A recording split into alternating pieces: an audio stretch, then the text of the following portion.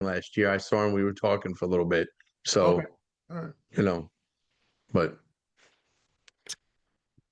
Yeah, Wesley and the sidekick there. Yeah, we actually did a demo. I think guys had was a waste management shop at the time. Uh, Mhm. uh, Gone over there to give some support to that Yeah, strike and back then. yep, All definitely a waste right. management issue So always. Yeah, no we doubt. are live. All Thank right. everybody for tuning in. So All Demetra, right. um, Demetria, excuse me. Sorry, I don't want to mess your name up. Apologize.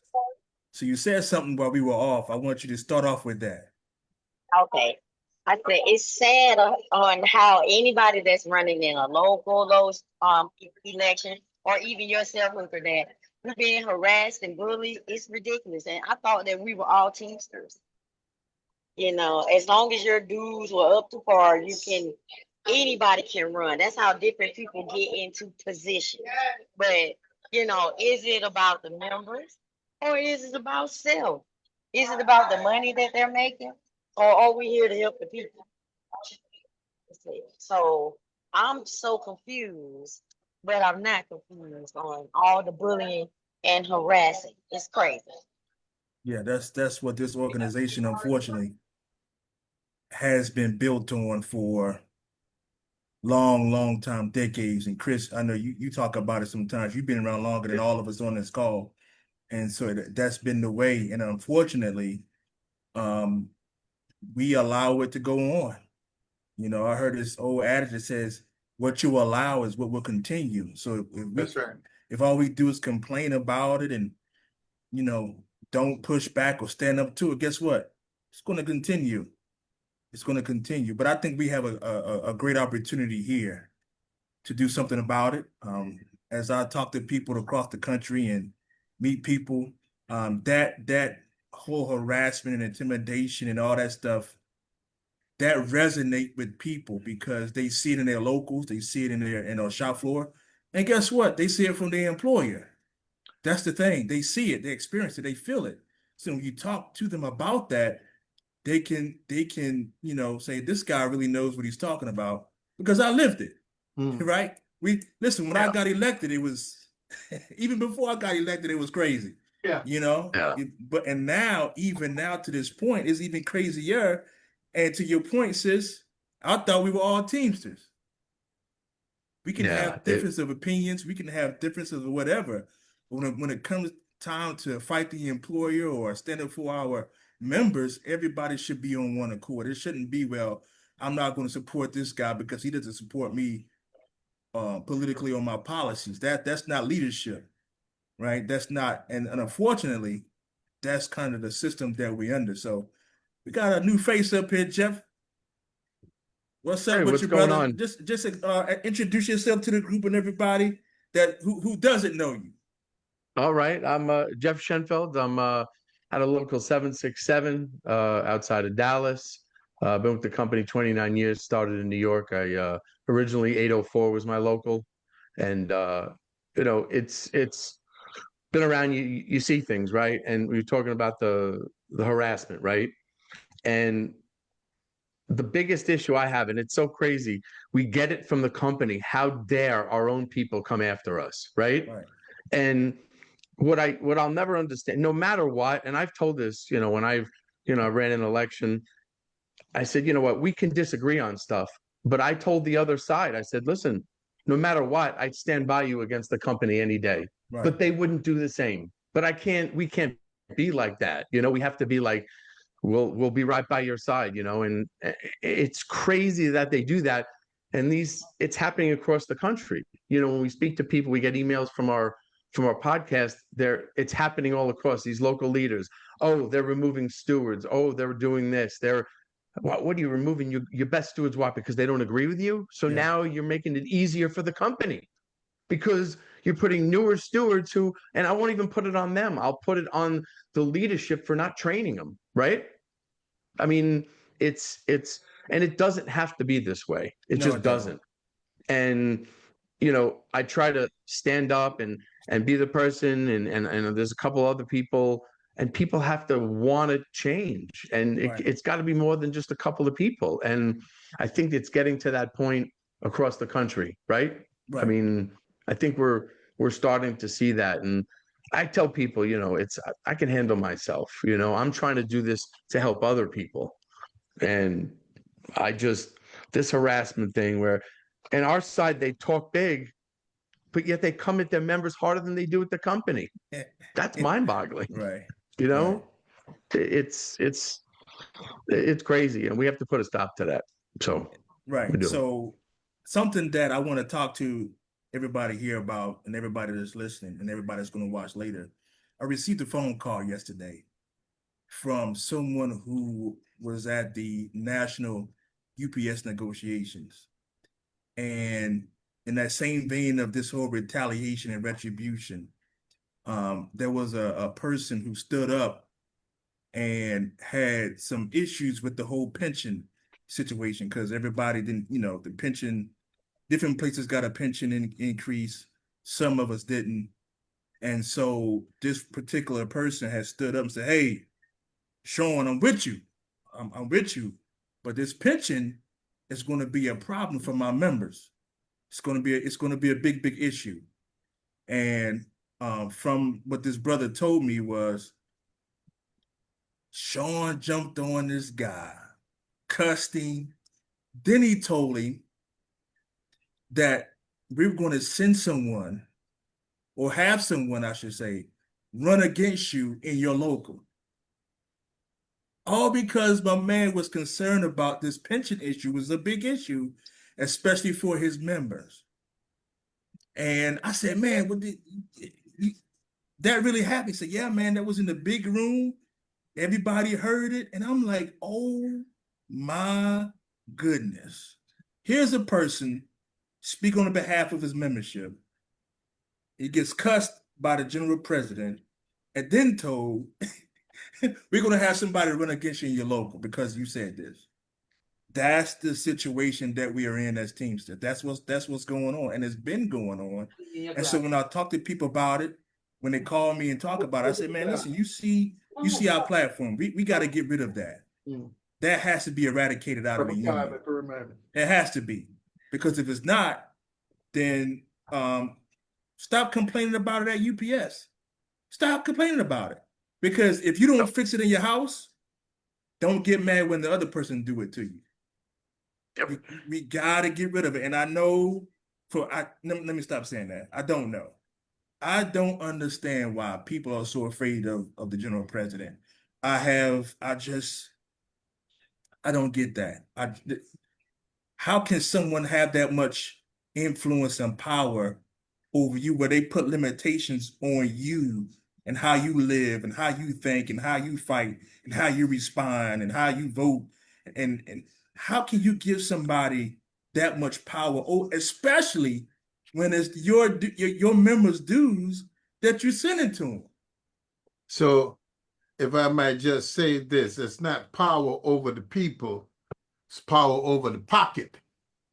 Okay. One of the things that happened to us in this realm is that we become wedded to things. We become wedded to going to Vegas. We become wedded to eating out. We become wedded to the union car. We become wedded to things that have nothing to do with struggle, so that we get into this comfort zone. And so when somebody says, I'm going to remove this comfort zone, then we fall apart, right? So if we just look backwards at people, I just had this outburst at my joint council meeting, and I posed the question and says, I've seen a lot of you guys here 2.5 years ago were supporting Verma.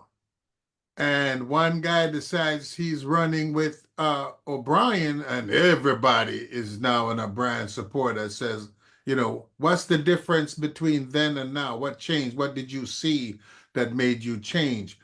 And what we have is that people are thinking about, how am I going to get a piece of this extra pie that they're handing out, right? The stipend checks, the appointment to some foolishness or whatever like that, real or imagined. And so people buy into an improvement in their life, an improvement in their income level. And so we no longer fight for the worker, we fight for ourselves, right? So we're really looking out for, are we going to have this thing going into tomorrow? And it breeds the fear of the loss of this thing. We don't even fear our own members, right? So that when we look and see what is in our best members' best interest, I mean, like I would say that at Local 808, local is probably about 75% white, and 75% of them are Trump supporters, potentially maybe 60%, I don't know. But you still have to tell them the truth from a trade union perspective. You can't just let them go off the cliff without knowing, hey, there's a cliff right there. You know, hey, you need a parachute right here. You still have to talk to them and deliver the message from the union. And all too often, we really are worried about whether we're going to get reelected or not, and not worry about whether we're advancing the cause of the movement. And that's the disconnect that we have today in the struggle that we call the labor movement.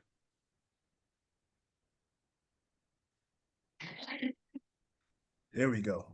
So Yeah. I also wanted to talk about just a few things. This platform that we have, that we've been circulating, talking to our members about at the gates.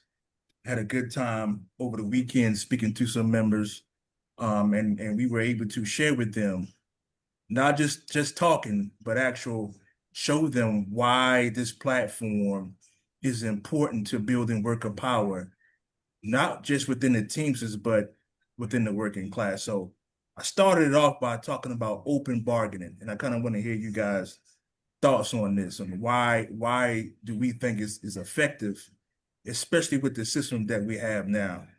And there's a couple of reasons that I think is important. So the first reason is we saw what happened in this UPS contract.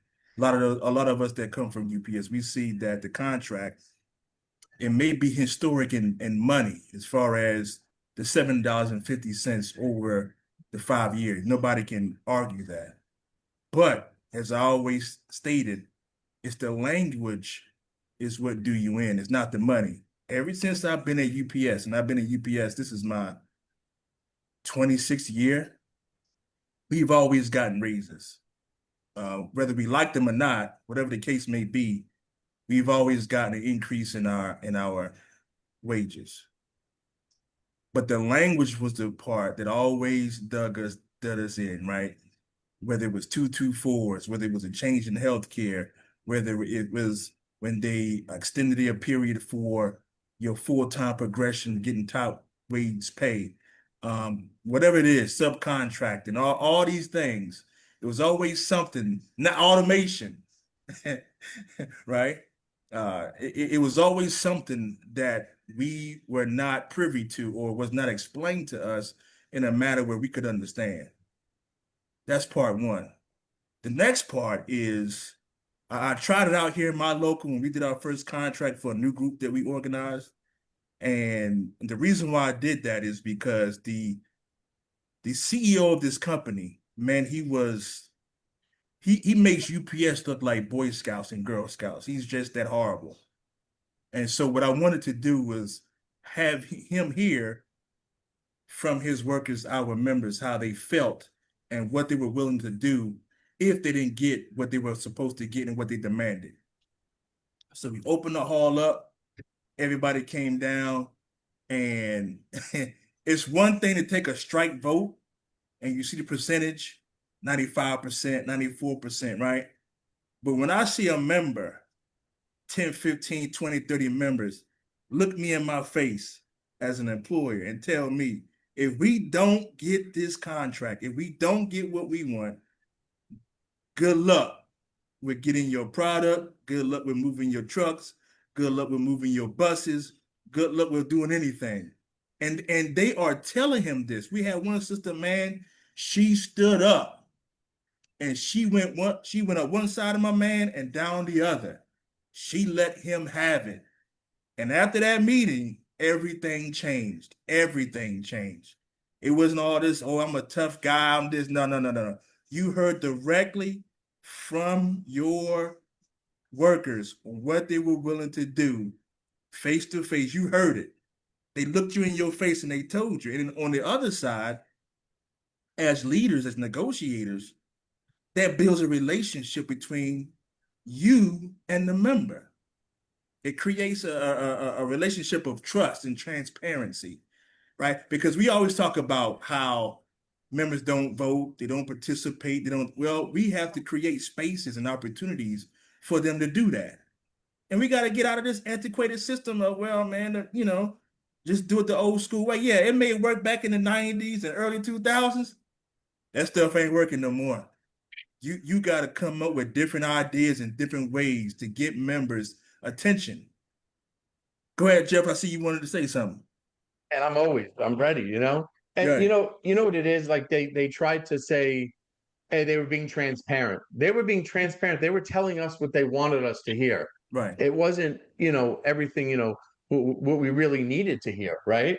And it's what someone wanted. It was what a couple of people wanted, or whatever, maybe Sean wanted, whatever it was. It was leading us that way. How come it didn't even come up about automation? I didn't hear a peep about it because we knew it was coming, right? Didn't hear a Right. peep about it. But the problem is, and Sean did this. He threw the money out there and it caught people, right? That's what happened. And that was the problem.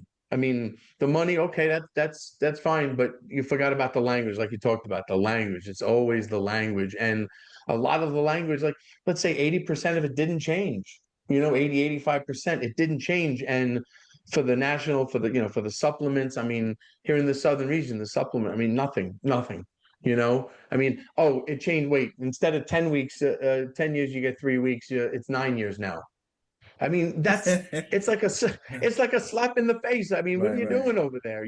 But and to say that we were going to strike, they were settling things that we like, not even like they were talking themselves out of striking. I mean, the pickets, the fake pickets, whatever you want to call it, it was a game. We were being gamed, right? That's kind of the way I look at it. And I don't think whether it's locally or nationally, the leaderships, not all of them, Yeah. they don't believe in their members. They don't want their members to know it enough, because if they know too much, guess what?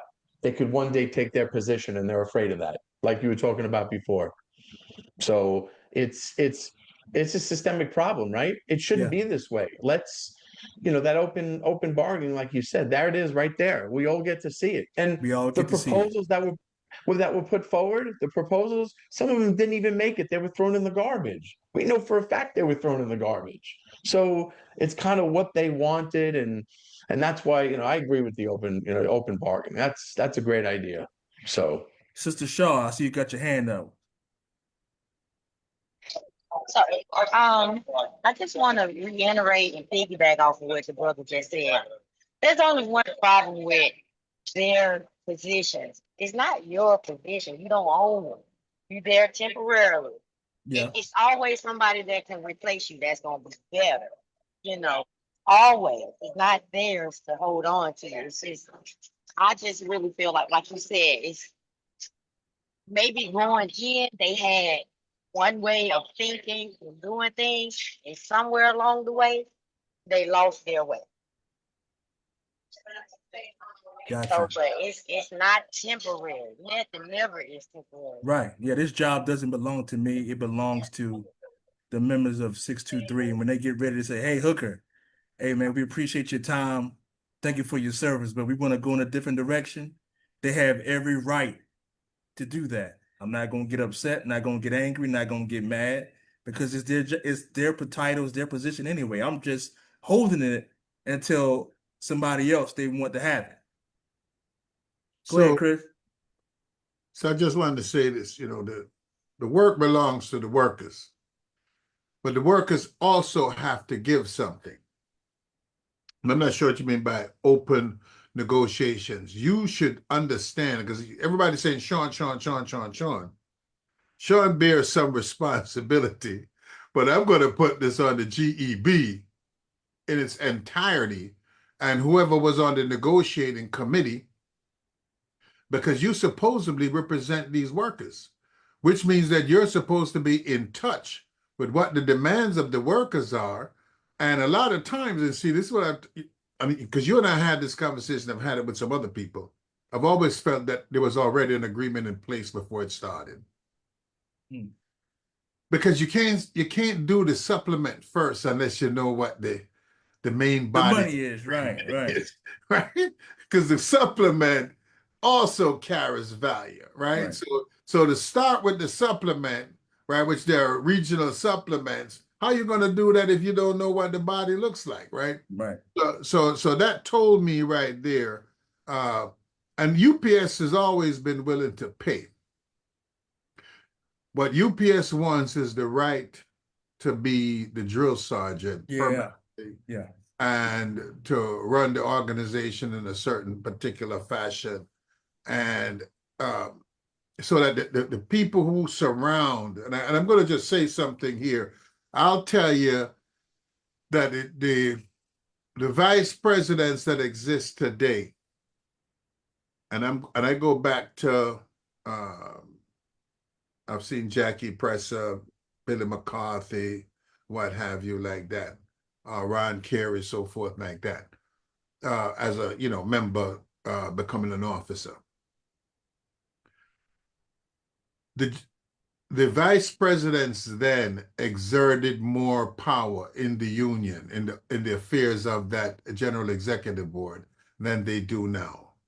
And we really saw that in this most recent election, in which there was this vote not to endorse anybody, but all those people went back home and endorsed somebody, which begs the question of what are we paying you all this money to do, just to go along? So we understand what's going on, right? The fear factor in the union, to me, is the most downtrodden part of this. Or it weakens us. yeah, When you fear your leadership, when you fear who your principal office is, when you fear your business agent, your union is already being destroyed. right, Right? Because why would you put? I'm not participating in nothing I'm afraid of. right. You know what I'm saying? So that's something that definitely has to be ripped out of the union. And when any joint council president or the head of any other local or the general president determines that he's going to run somebody against you, doesn't that remind you of Trump? I'm going to primary you. I'm going to primary you. I'm going to primary. That's actually a comment in the chat here. It's the mindset. Straight out of Trump's playbook. Playbook. This Right. is the mindset, right? But let me tell you something. If you are servicing your members, if you're doing the things you're supposed to do, your members are going to support you. Yeah. And this idea that if your members know too much, they're going to run against you, I actually think it's the opposite. I think if I knew the things I do now, I would have never run. Right, right. I'm with you. I'm with you on So, that. but I think that it's important that they understand the process, Yeah. understand the contract, but understand it within the context of the larger movement, right? Right, because we are a part of what happens with the longshoremen. We're a part of what happens with the pilots. We did a picket in solidarity with the freight railroad guys. There was about, I don't know, 15 or 20 Southwest airline pilots that came and joined. This was a rally that was actually was put together by a radical group of people, both as trade unionists and community organizations, December 12th movement, so forth, that are a little far left of center and have nationalist tendencies. And those pilots, about 15 or 20 white pilots, came in uniform and they said, we stand in solidarity, because they understood that what happened to those railroad workers would Right. eventually creep up to their situation. You understand what I'm saying? And the union has to go out on the front line and start to talk about the losses. The captain of a United Airlines today makes about 50% of what he used to make 20 years ago. They have lost wages. Flight attendants have lost benefits. The mechanics have lost. There has been a general loss within the labor movement that's not being addressed. So when you can't address the capitalists, then you start to eat your own. When you can't hunt and catch prey, then the only thing you could eat is your child that's in this cave with you, because that's your next meal, because you can't hunt nothing else. And that's a part of what's happening in the labor movement. And that's why your candidacy is very important, because we need a labor movement that has no fear, but more importantly, that have clean hands and a pure heart, that's not looking to gain new adoration. You understand what I'm saying? Because a lot of people love that thing, man. I'm on TV. Yeah. You know, they don't care whether they're on Fox or MSNBC, as long as that Right. camera's pointed at me, right? And we have to get back to what this union was built on more than 100 years ago. And I ain't just talking about 1903, because Teamsters predate 1903, and it's important. To go back to that point when members came to meetings Yeah. and participated in those meetings, and what they felt and thought and demanded were addressed by the leadership. Right. We But, got to get you back to know, that. yeah, I gotta say something on that. It's and spot on, right? Spot on what you said, because I was a business agent for a while, and I would go in the building. You know, I had a couple of different buildings. I would go in my main building, Dallas building, 3 to 4 times a week, right? And the members appreciated it. And I got back from the membership, and what the membership wants is that to know that you're going to have their back, right? And that's it. That's what it comes down to. That's right. And it's always been. I see. I love what I do. You know, like I come in at 5:30 in the morning just to hold the company accountable. You know, and you say things and stuff like that. You say, "Oh, look, there's an egress issue. Oh, okay, hey, supervisors work. Wait, that's a seniority issue," and you do that. But what happens now is what's going on with the current administration in my local. They'll stand at the gates. They won't come in the building. When they do come in, they don't say a word they don't really say much to the members, right? Because they're afraid to answer questions. That's why they don't come in that much. Me, I love answering it. And listen, if you don't know something, hey, I'll get back to you, right? Right. But they don't want to do that. And it's all about taking care of the members. And I try to tell people that. I try to say everything else, it doesn't mean anything. If you have a position in leadership, you have to be willing to say, okay, I lose in an election, I'm done. That's it, no problem, right? Right. Don't cry over it. Don't do anything. You have to want to help people, and that's Yeah. not what we have now. They want to help themselves. And one last thing to prove that they want to help themselves, as soon as they got in office, this current leadership, the president put his name on the tent. How many tents you see with the president's name on it? What does that say? That says it's about me. It's not Yeah. about the members. That's it. So yeah, it's If nuts. Absolutely nuts. we are not, the union, we're at the smallest point we have ever been in American history, prior to us building unions and stuff forth like that. And what we find out, if you look at what's happening now, this union is not addressing any of the concerns of the working class. What happened with the TSA workers? What happened with these federal workers all the way around? What's happening with these undocumented workers, in which people are just being swept up based on how you look, right? So I'm just rolling up on you, and because you look Hispanic, or because you look Mexican or Guatemalan or whatever, I'm just grabbing you and throwing you in a van without any accountability. Who are you? What's your badge number? Who is doing this to me, right? we represent the working class. We don't represent citizen workers or legal workers. We represent the working class, right? Because that person that's in that field picking lettuce, picking strawberries, or what have you, is as much a worker with or without a green card, with or without citizenship, right? And we should not allow this to go quietly. What's happening in Gaza? The majority of the people in Gaza are working class. They're not terrorists. They just want to go out and punch a clock tomorrow and pick up a paycheck on Friday. You know what I'm saying? And we remain silent. And Dr. King talked about this, about what happens when the good people say nothing. Yeah. Right. And our organization is so, listen, I'm no pro-Democrat guy. I'm a firm believer that the unions need to build its own labor party, that we should have a party that speaks unequivocally in the interest of the working class, right? So I don't push Democrat or Republican, but I tell people this: when I go to the racetrack, I don't own any of the horses, so I got to bet on some other guy's horse. But I recognize it's some other guy's horse. It ain't my horse, right?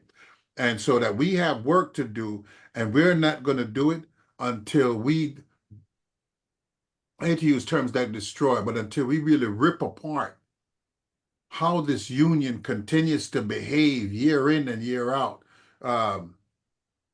I saw the same things going on. I hate to say it because some people love him and I love them too. I supported him, Ron Kerry. And Ron Kerry got in, right? I saw the same thing with Hoffa when they got in. I'm seeing the same thing happen now, right? In which I got to get reelected. No, you don't. No, you don't. You don't got to get. I don't got to get reelected. Yeah.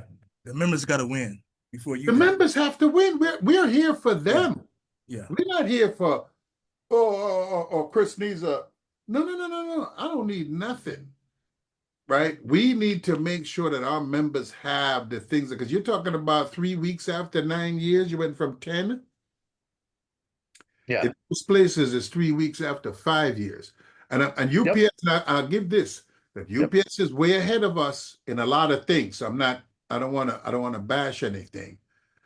But I just listened to him said, oh, we got Martin Luther King Day. And I thought everybody had Martin Luther King Day 15 years ago, And so, but that's what happens when we allow this self-interest to take place and the rank and file remain quiet, right? If I got to worry about whether you're going to represent my grievance or my disciplinary situation because I get along or don't get along with you, that person needs to go. Because we all pay dues here. We pay for this relationship, not a relationship of love, but a relationship of protecting the interests of the working class. And and that's been gone for a long time, because there's a lot of love-hate things going on that needs to be corrected, but it requires the working class, it requires our members to stand up. Stop hiding in the shower, stop hiding behind somebody else, stop worrying about whether you're going to be a business agent or a shop steward, and just think about, can we move the interests of the class 5 yards forward, 10 yards forward? Can we keep advancing? Because that's not happening and hasn't been happening in a while. And you're right. We have to advance. And being a steward, a BA, an elected position doesn't define you. That's right. People have to understand that. Do your part. Members have to do your part. And I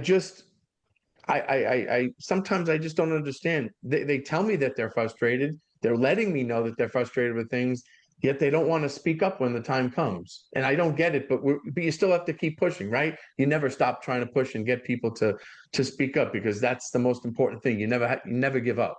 And I have been noticing a shift, because people are just, they're fed up because of the layoffs, because of the buildings closing, because of all this stuff. It's really starting to hit home with a lot of people. And if that's what it took, I hate that it came to that, but we're here. Let's deal with it. Let's do what we have to do to make things better for everyone. everyone. Yeah. So So we got a question here in the chat by Towns, and it's a good question. And I know it's directed at me, so I'm just gonna let everybody know what it is. He said, "What's your plan to get more members involved in the union? What is your plan to educate members to vote in this upcoming election?" So if you want to get more members involved in the union, then you have to speak directly to them and their issues. They have to know that you care more about them and what they're going through than, like we just talked about, keeping your job or keeping your title or keeping your position. You have to speak to members where they are, right? Don't sugarcoat everything. You got to tell them the truth. The reason why these issues are happening. Let me give you guys an example.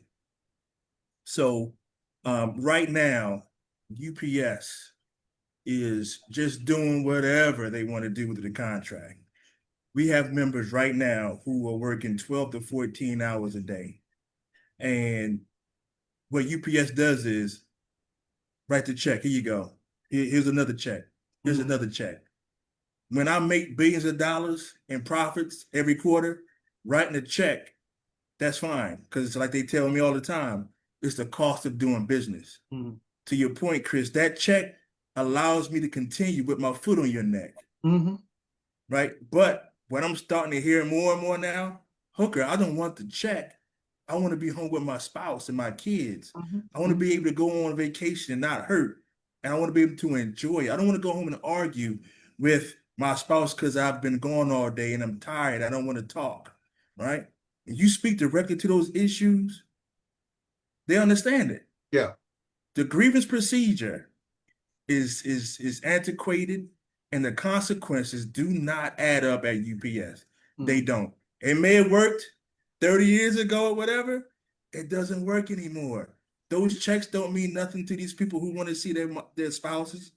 Yeah. They want to see their kids. They don't care about the money. I had a event at the hall. Well, not me, but one of our members. They were doing a fundraiser for one of our drivers that had a cancer.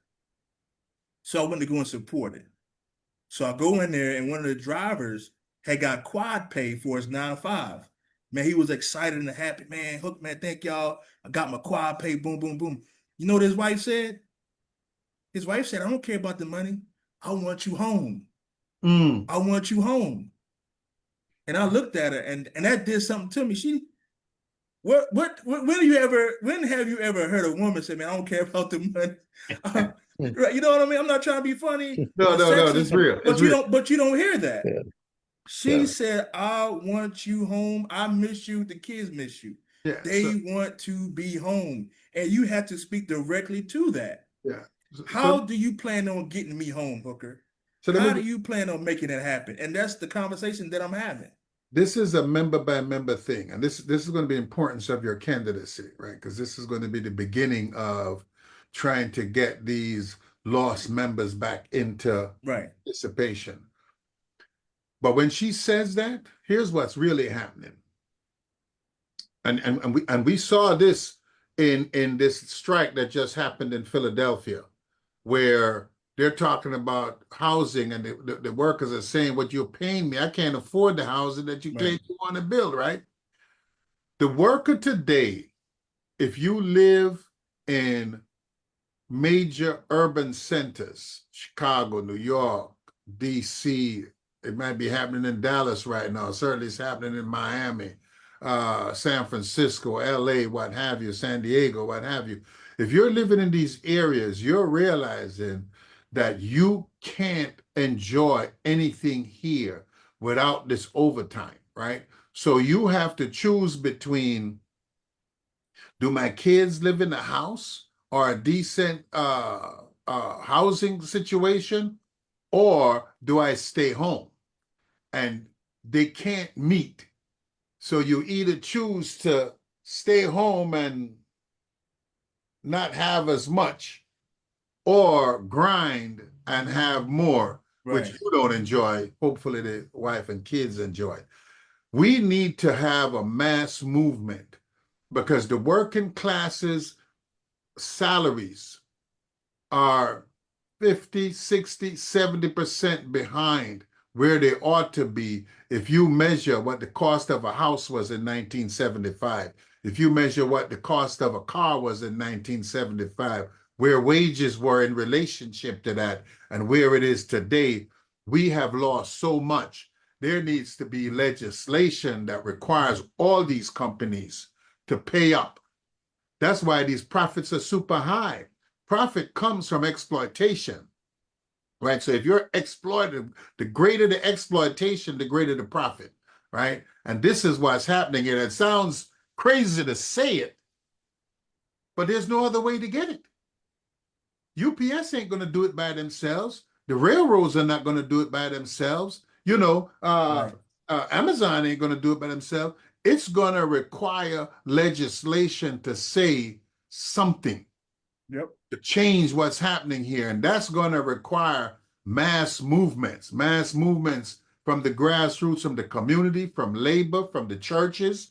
It's going to require serious organizing to build the movement to change what is happening in America to the working class today. Look at the money we spent. Just look at this big cockeyed bill.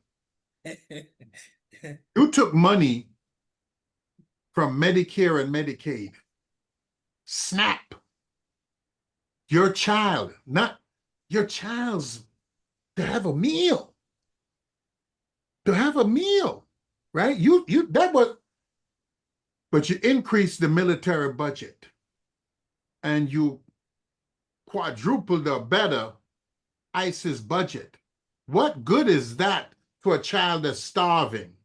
What good is that to someone who now has to travel 100 miles to get medical attention?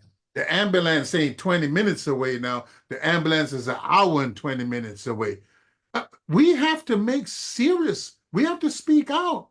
So it's not just, yeah, we get a contract and blah, blah, blah. We have to be beyond that point. Yeah. We have to be beyond that point. I said this to Richard one time, but it brought up so appropriate and where we're going with this campaign.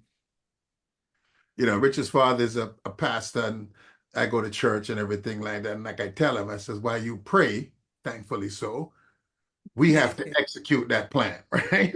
We have to make it happen. Yeah. You pray, we make it happen. And the labor movement has to rebuild that relationship that A. Philip Randolph had with Dr. King, right? And those things and rebuild movements to change the trajectory so that someone can buy a house in the 50s. If you look at the tax policies, you'll see some of this during the 50s, early 60s. You could go to work, your wife could stay home, make sure the kids got off to school, got back home safely, had guidance all day long.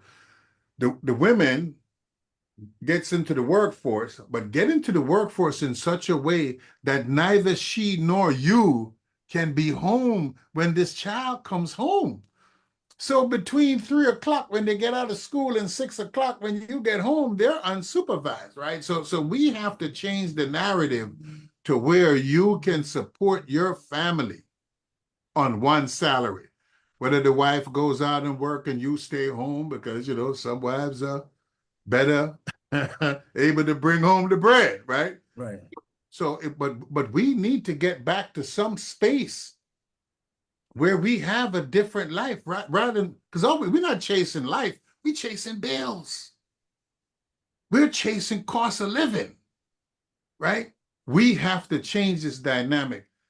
I listen to it in church. I listen to it in the street. I hear the crying. You know, that gentleman's wife said it. I want my husband to be home.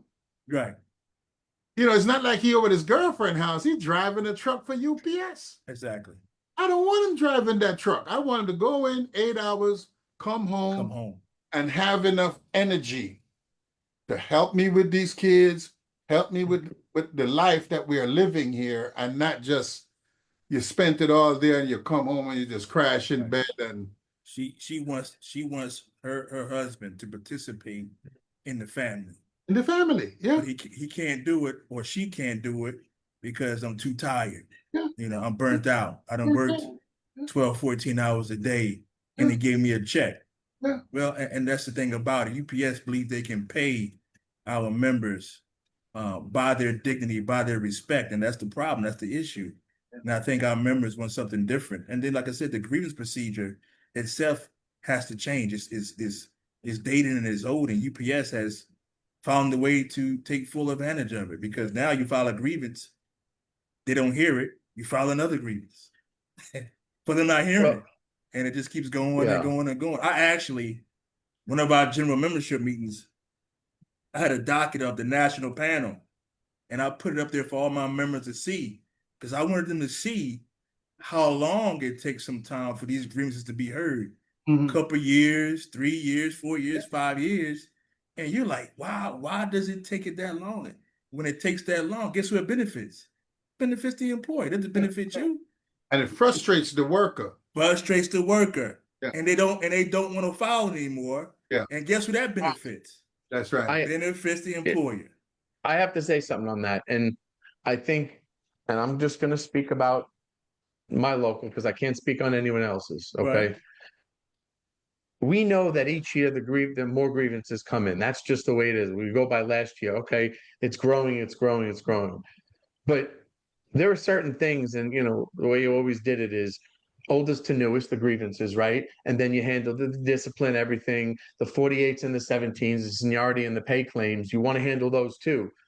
But when they're just doing the supervisors working to show people, look, hey, we're making you money, but they're not fixing the seniority issues, they're not fixing their actual pay issues. And, that causes that problem. And with like subcontracting with the feeder drivers, they're getting back bad responses. And again, some of them might not be valid, but here's the thing. They just say file a grievance. You have to work the problems also. And they don't work the problems. And when they do that, things take longer. And guess what? It stops people from filing. And Yeah. that's what these leaderships want. They want you to stop filing, but you can't. We tell them you have to keep filing. You have to keep filing. Eventually it's going to be heard. And the problem is, well, it's not. Well, listen, you keep them busy, you file your grievance, you file when you're being violated. That's it. You can't stop because they're taking long, because the whole system is absolutely antiquated, Yeah, and you got to get a better system. You got to. and just to go on to the supervisors working, they threw money at it, the company, but guess what? They didn't just throw it at them alone. Our side agreed with it. Okay. So Yeah. why not have a solution based where if a supervisor works, maybe they have to put in a full-time job or something, like just something as an example, not just throw the money, because you're not fixing the problem. Like you guys Right. have said, Right. you're not fixing the problem. You're actually saying, okay, keep filing on this, keep allowing the supervisors to work. And we tell people we have an extra work calling list in the morning, for the preload. So we file a grievance. If they don't use the extra work calling list, you're getting 100%. That's it. If they're sending people home and there are supervisors working, you're getting 100%. And you know what? The final deal at the panel, the company won't hear it. They'll take it down there. It'll get settled in the hall because they don't want to hear it. Then all of a sudden it's precedent setting, right? So the problem is it's been done a certain way for so long. Right. And what I'm saying all this to say is the trust is lost. There's no trust. Yeah. And you have to build that back up to do exactly what you guys were saying. It's important. So Yeah, and you do that through That's- you do that through transparency. Yeah, but you're on point, because I think there's limitations to what transparency is, right? And transparency comes through result. Yeah. Yeah. And so when they see the result, because you're saying, I'm willing to pay to have that supervisor do this time and time again. Because when I just think about it, I'm hearing, you think of the level of overtime. And then you think that there are 20,000 people in the street, right? If we lowered the overtime, how many of those people could come back? Exactly.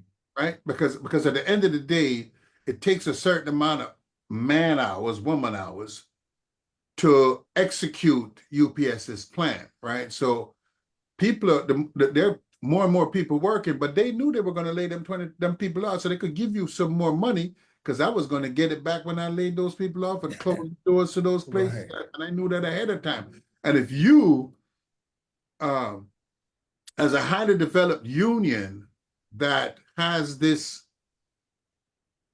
national relationship with this company didn't know that this was going to happen, man, you out of touch. You out of touch. Yvette, Yeah, so you got your hand yeah. up. Yeah, hopefully I won't repeat anything that Jeff might have said. Can you hear me okay? Yeah. Yeah. Okay. So hopefully I don't repeat what he said because I had a moment of going out a little bit. But the language, like certain people, I think have the well, you can take the truck back. You know, you can bring the truck back after if you had an 8-hour request. Right. Things like that will make a difference. We should have a work-life balance. Nobody should want to have to live in the truck. I say that all the time. I don't want to be out here. That's not the goal. I'll take my 40 and go home. That's all I need. And we have to learn to, train our members to live within that. That's Live the within other those piece too. guarantees. Right. Yeah. Right. So the education piece on the finances, because a lot of members, once they get into certain union jobs, they get to a certain amount of money they've never seen before. Yeah. And they just, wild out and buy everything they can buy. And, we're not giving any kind of financial literacy when it comes to that as well. We need to make sure we help our people help themselves when it comes to those type of issues. But 9-5, it should be automatically paid. Should nobody have to file a grievance for that? It should be automatically put on your check at the end of the week. That type of stuff. Like a lot of stuff which makes a lot of extra paperwork for the membership and for stewards to keep up with stuff. It was a lot of in this contract, the stewards got so much extra stuff that we have to keep up with. It's crazy. Right. And besides doing these jobs, and especially if you have these long days and like you have to do all that and try to handle all the stuff with the members and keep up with all these dates and extra paperwork and who can do this when and what. And it's crazy. It was way too much and way more complicated than it should have been because we should be trying to make it easier when it comes to getting our language handled and making it make sense. And it was a complete failure on that. So I just want to chime in on that portion of the conversation. Got you. So I know we talked about open bargaining, and I don't know if anybody got any more thoughts, because I want to go to the next thing about this whole thing of having direct elections for all union elected positions. That has been a sore point for a few officers where they got back to me because they believe that this is directly against them, and this has nothing to do with any officer. This is directly at giving our members more power over what goes on in their union. And the way I broke it down is like this. And I'll talk about my local for an example. So when my members pay dues at 623, it goes to the local, it goes to the international, it goes to the joint council, then it goes to the PA conference. So there's 4 places that their dues go. But they can only have rank and file direct elections at 2, the international and the local. Now, why don't we have direct elections at all of them? I believe, this is just me, I believe where my money goes, I should have a vote in it as well. I just believe, that's what I believe. If my money goes to the international, I got a vote. My money goes to the local, I have a vote. I should have a vote in the joint council. If I got a conference, I should have a vote as well, because there is a practice of accountability that I think is missing there, and that accountability gives our members, again, more institutional power, gives them more power over the outcomes of the organization. And if you look at, because I did some homework here, if you look at the current makeup, or I should say the proposed makeup of the new slate that's coming, if you look at it, all right, I'm gonna name some names. You got Lindsay Doherty. She's a member of the Joint Council 42 Executive Board. Tom Erickson, he's the president of Joint Council 32. Greg Floyd, the vice president of Joint Council 16. Tom Giswaldi, Joint Council 16 president. Chris Griswold, Joint Council 42 president. James Wright, Joint Council 83 president. Rocco Callow, Joint Council 10 VP, Bill Hamilton, Joint Council 53 President, Matt Taby, he's a trustee on Joint Council 10. Then you have Juan Campos, he is what I have it at? He's the Joint Council 25 Secretary Treasurer, I believe. Peter Finn, Joint Council 7 President. Pat Darrow, he's the Ohio Conference President and the Joint Council 41 President. So, and Brent Taylor, Joint Council 80. He's the president there. So you're talking about 19 to 20 positions, and I may be missing some, that are directly on a joint council board in some capacity. But our members don't have a vote to put them there. So if I'm the general president, I'm picking these folks, which he has every right to do. But he knows that those people have power, because your regional presidents don't really have as much power as the joint council people do. Joint council presidents, they settle jurisdictional disputes, contracts disputes, some of them. They have a lot more hand in the day-to-day operations of what the union does. And so if the members don't get a chance to vote on them, those people, and again, I don't know a lot of them. I'm quite sure they're good people. I know some of them personally. Some of them trained me. So I know they're good people. Again, this has nothing to do with them. This is to give our members more power over their organization. If my money goes somewhere, then I should be able to vote on it. Right. It has nothing to do with policy of a person, the politics of a person. This is just nuts and bolts. If my money goes to the international, I got to vote there. My money goes to the local, I got to vote for officers there. It should be the same for the joint council and the conference. And here's the other piece. I can guarantee you that you'll get more participation in these elections, especially the bigger ones, if they have a direct hand in putting the people in these positions that they want. Same thing for open bargaining.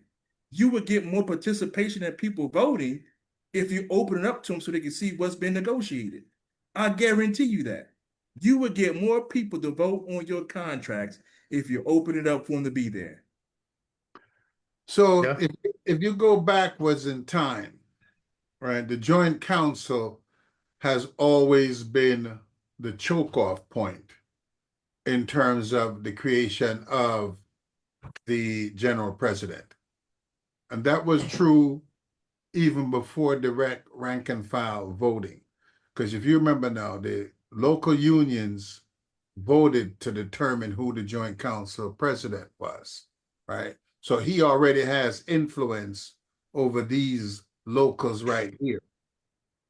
He also has resources in terms of getting each of these locals, right? So each local has 7 board members. Hey, I need all of you guys to give me $2,000, you know what I'm saying? So in terms of collecting money and what have you like that, and they are not responsive to the local union. I mean, to the rank and file. So you have the rank and file voting at the local level, absolutely correct. Voting at the international, which is so far removed from them when you don't even know what's in the middle. And the middle controls the top, right? So if you look back at Hoffa's slate, I think Ron Carey, the first slate, was the only one that did not have all of those joint council presidents on it. And, you know, as time went by, you know, people got more comfortable, people got on, and you're going to see this continue. I'll dare to say it'll even continue when rank and file members, quote, the difference is going to be more aggressive, right? When the members touch it, it has to become more aggressive, right? Which means there's going to become more aggressive in local politics. Yep. I mean, like in the primary for New York mayor, our joint council endorsed Mario Cuomo. a guy that I'm like, really? This is your guy, right? So, and he got slaughtered, right? And so you have Namdani, uh, and they're feeling some kind of way, right? Because he's Yeah. a democratic socialist, right? And I had to remind them that the labor movement was built by socialists and communists. So don't be afraid, because if you go into the history of the union movement, that's who was on the front lines doing the building, laying the bricks that we stand on today, right? So we understand that we have to get rid of this concrete bureaucracy, this stiff bureaucracy. You're going to have a bureaucracy, but the bureaucracy has to have flexibility, and our bureaucracy has no flexibility. If you work at the international, you work in fear. Yeah. Right? So it doesn't matter that you're a good organizer. I'll still fire you because you disagree with me on something. Yep. We have to pick people because they have the talent to achieve the outcome and don't care whether they are supporters or non-supporters. The question should be, do you support the Teamsters? Do you support the labor movement? And if you do that, we're good. Because that's what we're here for. Right. Right? I've been here, wow, 1990 to now, whatever that makes that. I think next year it's 36 years or whatever it is. I've never put out a negative letter against anyone that ran against me, even though I had negative information that I could have used against them. Right. No, you use the work you did. Hey, listen, Right. Exactly. I did a contract for you guys. I did a contract for you guys. I did a judge me based on my record.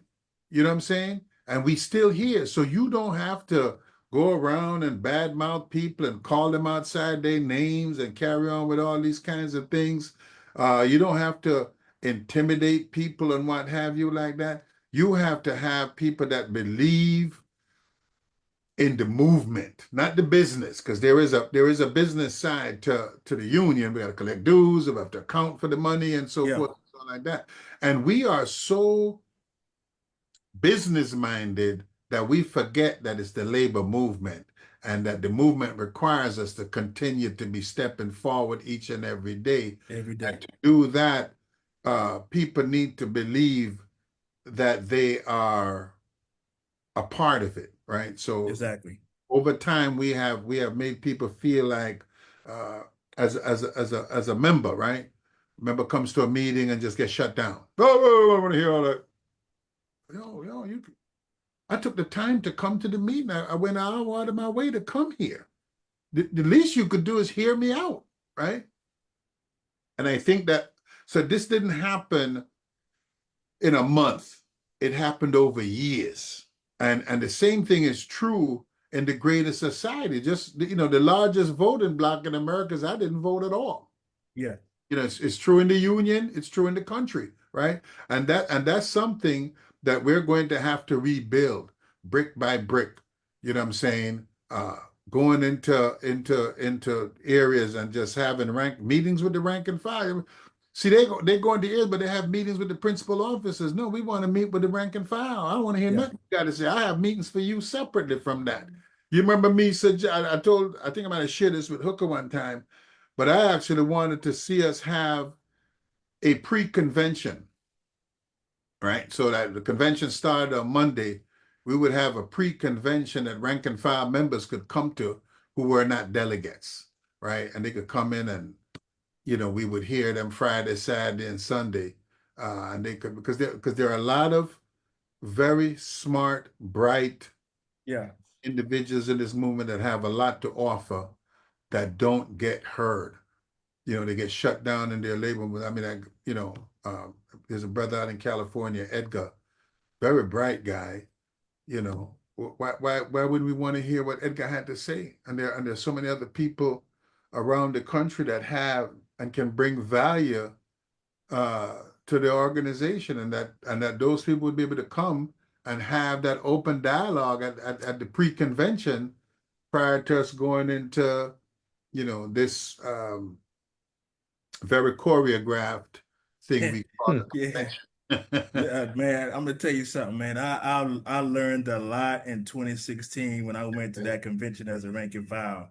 Frightening. I could not believe what was being said, what was being done. I was like, man, I thought we were all on the same team. Yeah. I thought we were. I'm like, I'm boo. I said, oh my goodness. The But disrespect that, that we but exhibit that's towards each other is right. But that's what they want to continue because it keeps them in power. It keeps them in control. Whenever you get rid of that, I'm telling you, this organization You is said it. going to Hold take off. Hold bridge. Stop right there. You said it right. It keeps them in control. They Yeah. have power. Right. Because until the rank and file has been liberated, Yeah. you have no power. You just have control. Mm-hmm.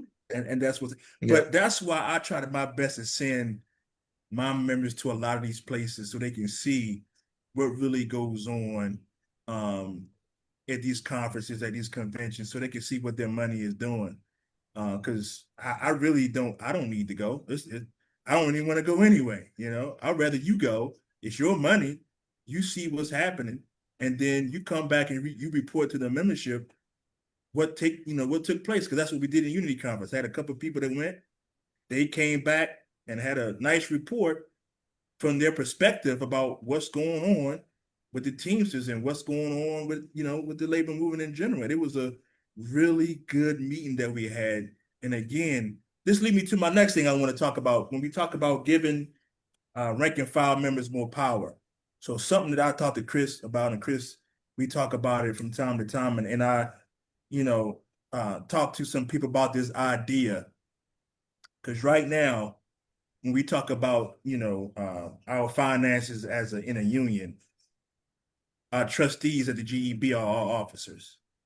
There's nothing wrong with that, But what would happen if you had rank and file people as trustees on the GEB, right? You have rank and file people who paying dues, doing the work, in the grocery, in the warehouse, in the freight, actually on the board, looking over the money that they are sending to these places, IBT, joint councils, whatever. And then they could give a report to the rest of the rank and file from a rank and file perspective. Hey, this is what's going on with your money. This is what's going on. Let me take that back. This is what's going on with our money.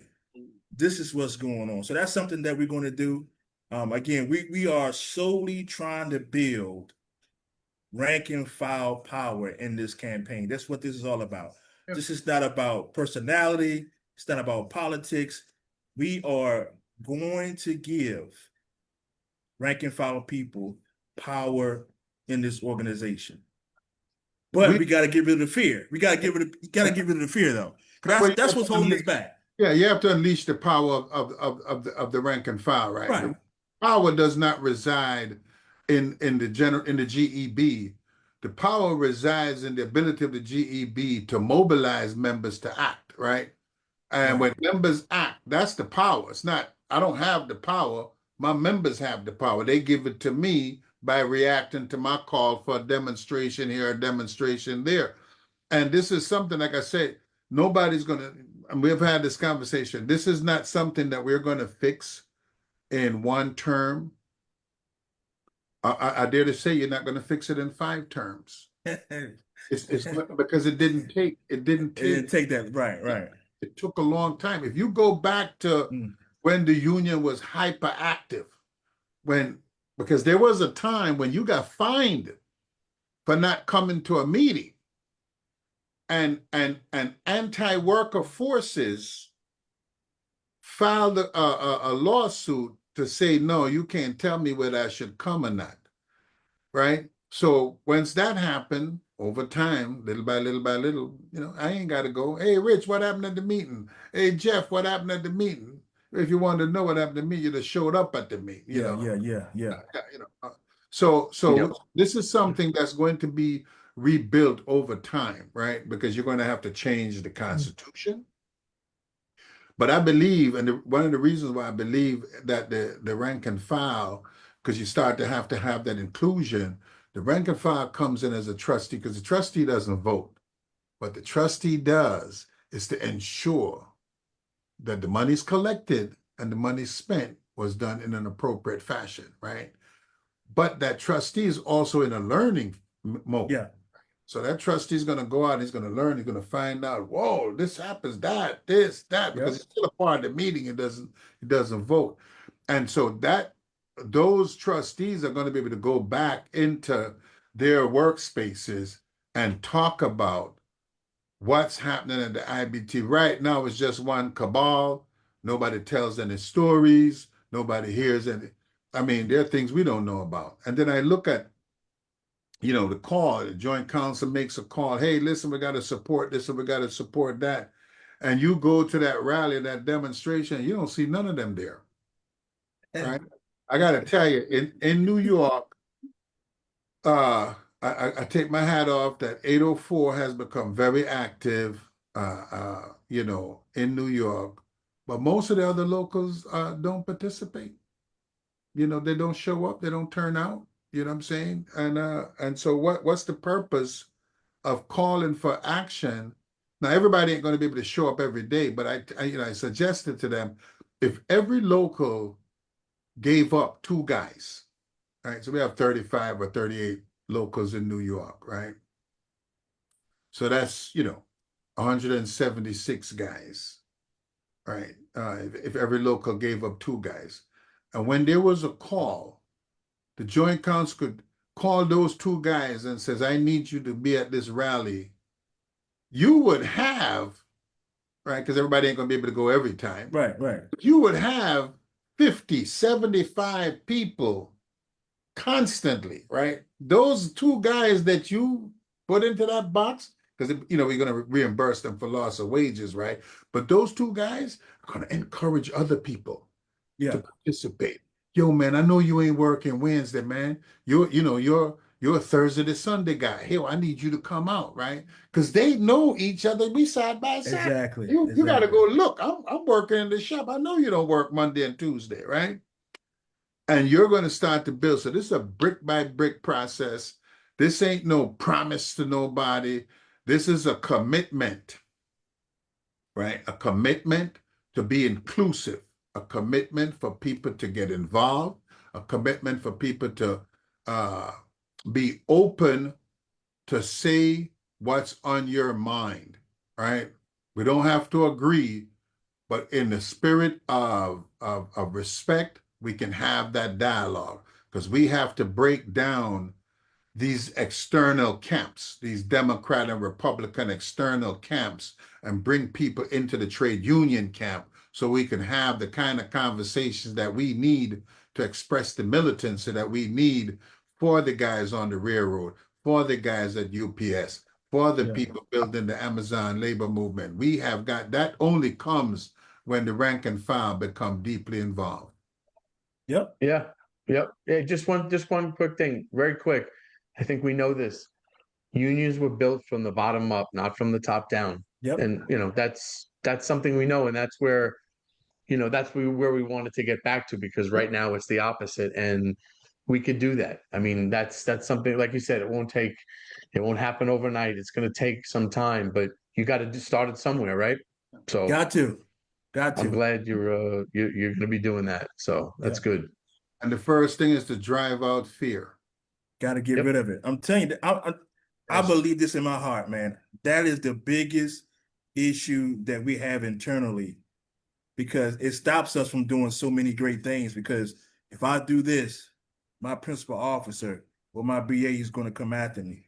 If I do this, then the general president or somebody on the board, they're going to come after me. I mean, if I told you some of the stories I've heard since everybody's been reading the platform about how we got to get rid of that and how we are under this autocracy, dictatorship, retribution type system, now they're starting to see like, dang, man, you know what? You're right. Because that's what goes on in so many different locals. It's not just at the GEB, man. It's so many other locals this happens, and that stifles our membership because they're too afraid. They're afraid to file the grievances. They're afraid to fight because, man, if I do that, man, if I file this grievance, my agent may come down on me, man, and You know, I don't want to go through that. I just want to come in, punch the clock, come back and go home. I've Go heard ahead. I've heard locals be afraid because if they were in opposition, what would happen at the panel hearings, right? So that if I Yeah, spoke yeah. out at a joint council meeting or whatever, my grievances would go down the tubes at the panel. So they even fear just those. Exactly. And that's the stuff that has to be rooted out of this organization. You shouldn't be afraid to put on a case or bring a grievance to a panel Not at and all. and think that, man, shoot, I know these guys going to shoot I my have to guy question down. the panel system itself because that's almost a part of some of the control mechanisms of Yeah. keeping locals in control. Yeah, the whole thing, grievance procedure itself, Yeah. it's gotta be changed because it takes too long. The company, they know all they gotta do is write a check, and it's a big problem. People don't want the check. They want to be home. They don't want to be harassed. And I think, and I'm guilty of this too. I think what we have told our members is, as long as you keep filing and you get paid for it, you're winning. And that's not the case. You're not winning, You know, yeah. especially when it comes to this thing of harassment. If you guys been listening to me over the last few years, you know how much I hate bullies and people that think they better than other people, and they walk around because they got this title and I'm better than you. I can talk to you any kind of way. Man, that just gets to me in a way that I just can't explain. Mm. So when Justice delayed. huh? Says justice delayed is justice Yeah. denied, And right? so So you'd now have to in this wait three, UPS 4 years for a check, right? right. Did you really achieve justice? No, you didn't, because guess what? Once they write me this check for harassment, tomorrow they're gonna do it again. Mhm. Once I get this payment for the supervisor working grievance, they're gonna do it again. I'm up to quad pay. All my grievances getting paid at quadruple time. Guess what? They're gonna pay it. I put in an 8-hour request. They denied it. They gave me a 2-hour bonus. They keep doing it. Man, people, our members don't want that, man. They want the stuff to stop. And I heard this, and I agree with this. They said a good leader fixes the problem, but a great leader fixes what's causing the problem. Mhm. And I think we got to fix what's causing this problem. I think we're gonna have to we're gonna have to talk to our members and say, hey, it's not enough for you to get this grievance check. That's not the end game. That's not the goal. The goal is to make the consequences so dire and to exhibit power that UPS say, you know what, man, I don't think we want to do this time. Because if we do this, this is what the Teamsters are going to do. And we don't want that to happen. And we had a golden opportunity here back in 23 when we should have went on strike. And we had a really good opportunity to do something there. And we didn't do it, but we can't go back and fix it. But I think moving forward, we got to start preparing ourselves to give our members that power. So when it comes time to wield it, they'll know how to wield it.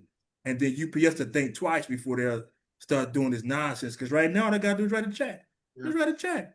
So I see within my rank and file, particularly specifically on the railroad, who are expressing right in the moment reactions to what they perceive as injustices, and I don't want to say perceive in a question, but what are truly injustices, and they're reacting to it right away. I don't want to describe it because it could be subject to litigation, but that's the type of thing that you need to see where workers react. In other words, this layoff of 20,000 people. Hey, listen, man, there can be no overtime while we have members in the street, right? You had that reaction, right? Then you might not have 20,000 people in the street. You want to close that plant there, that's your business, but I can't be making 10, 12 hours of overtime. And one of my brothers and sisters is sitting in the street. Come on. I mean, we have to get back to, an injury to one is an injury to all. Injury to all, right. You understand what I'm saying? We have to get back to some real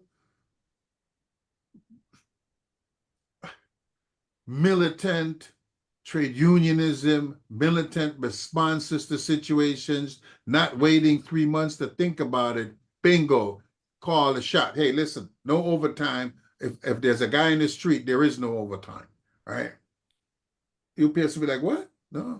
Hey, listen, you gotta bring them back, right? Because if you think of the amount of hours of overtime, it might not equal 20,000, but it might get 10,000 back. It might get 7,000 back. You know what I'm saying? And I told people then I knew that this thing was going to come, even though I'm not a student of UPS. That when you see them fashion those dollars the way they did, that someone was going to have to pay for it.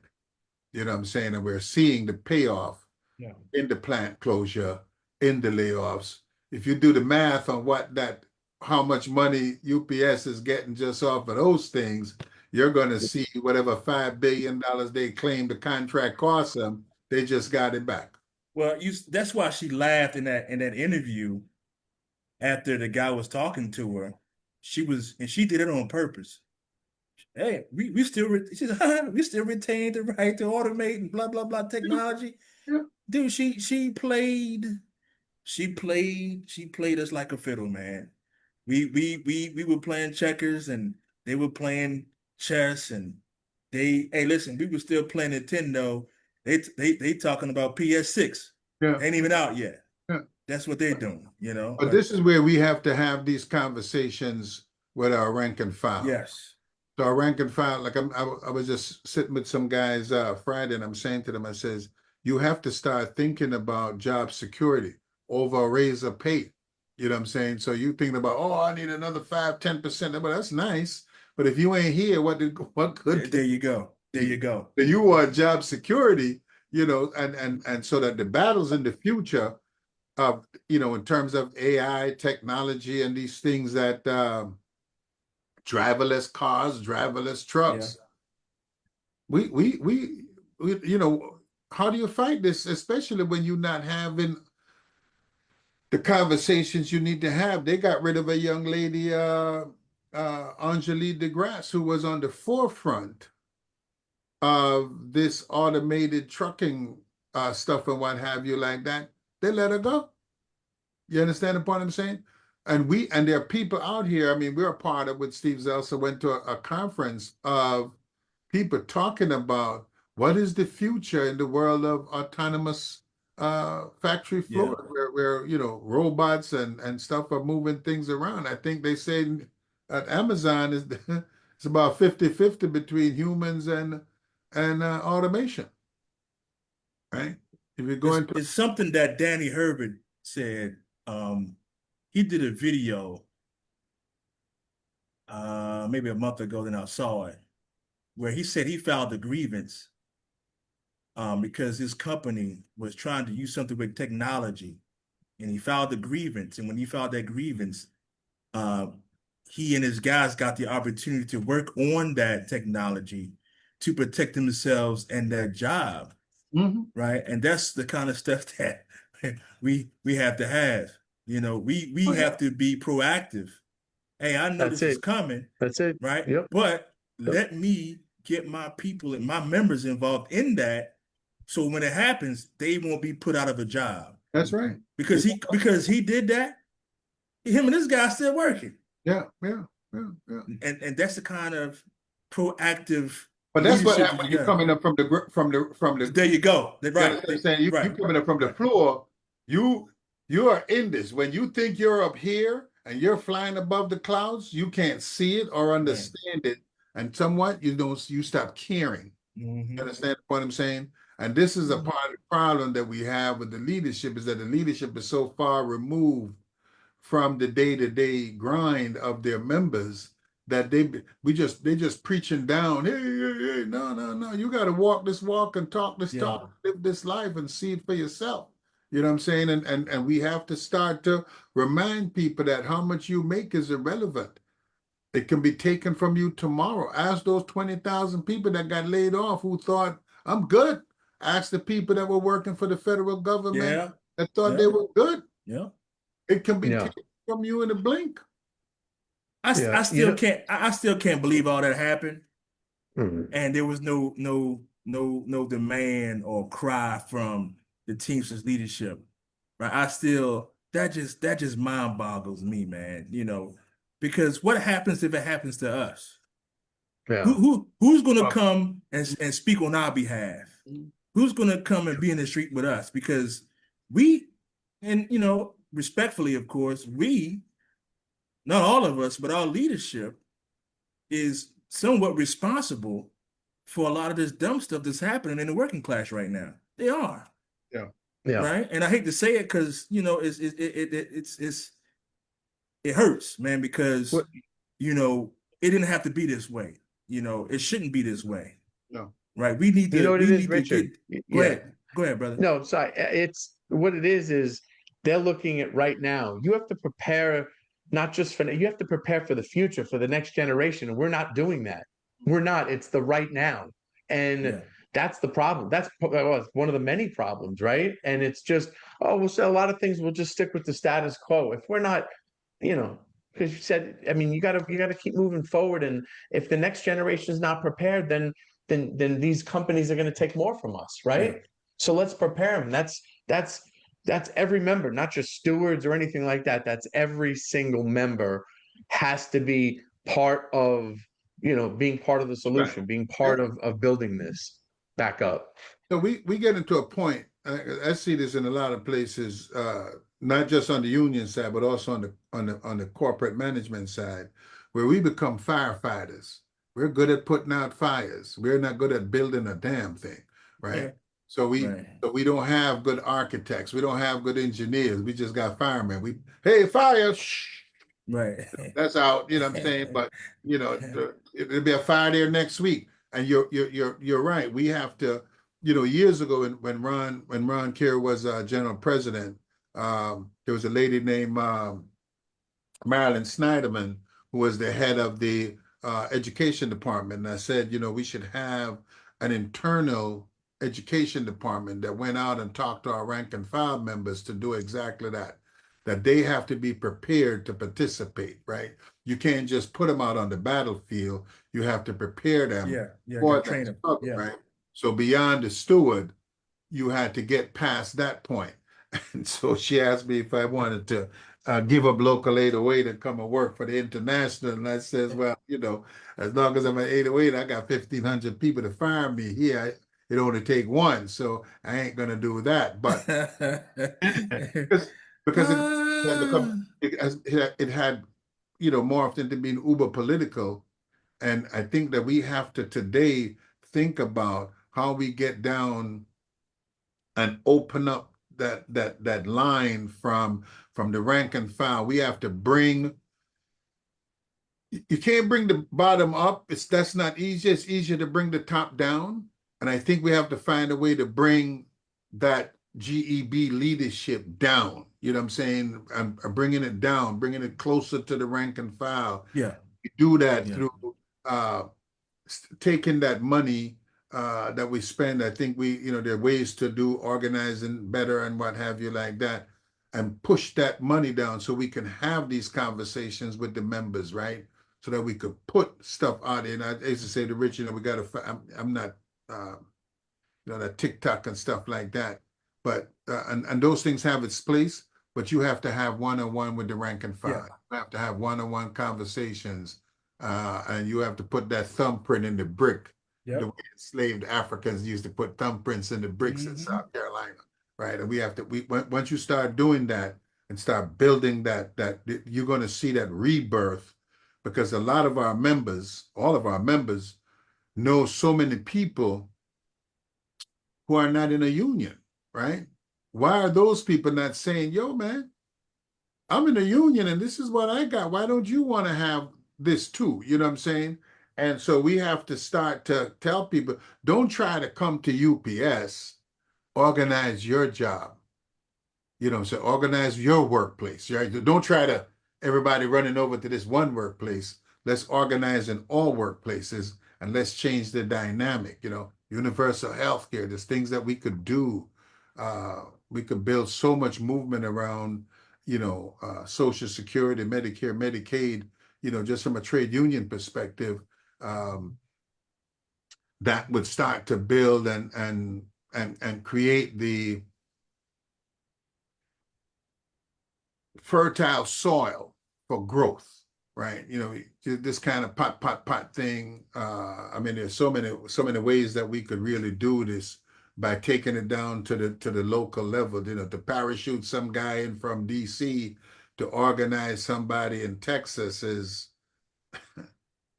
partially ridiculous. You know what I'm saying? It's a whole Right. different linguistic group, right? And so you need people that's there on their grounds that could talk to them in their language and get through to them and start to build the way we used to build in the Teamsters years ago, which was on the local level. Yvette, I see you got your hand up. Yeah, I just wanted to chime in because we have to try to get our members to remain grateful because a lot of us never went through the struggles. So I am highly appreciative of what our ancestors and the ones that came before us went through, were thinking about themselves. Like you were speaking earlier, we're gonna have to leave this place better than what Yeah. we started with. I always say I walked in on gravy at UPS. I came in on gravy, but I'm gonna keep it and increase what we have, not go against what our people who came before us fought for. We have people complaining about taking lunch, and I'm like, listen, they wouldn't want you to have a lunch. They wouldn't care if you fall out dead in that truck. They're gonna move you out the way and keep getting them packages where they gotta go. These jobs can get zero cares. Everything was fought for. Nothing was given. And so until they get that education so they can be grateful and remember, I'm thankful that they didn't give up because Yeah. I wouldn't have what I have. Right. And so I would do them, and we all would do them a disservice if we wouldn't continue to fight and take it on like we should. So we have to light that fire back in them to realize you wouldn't have any of this. This stuff you take for granted wouldn't even be going on at all if somebody before you didn't say, nah, somebody in the future deserves this. Because they might not have seen everything, but it came along because of the struggles that they, decided to stay in and fight for. So that's something that, a lot of our members just, they walked in, they had it good, so they don't understand or realize what it took to get there. You So got we have to remind them of that.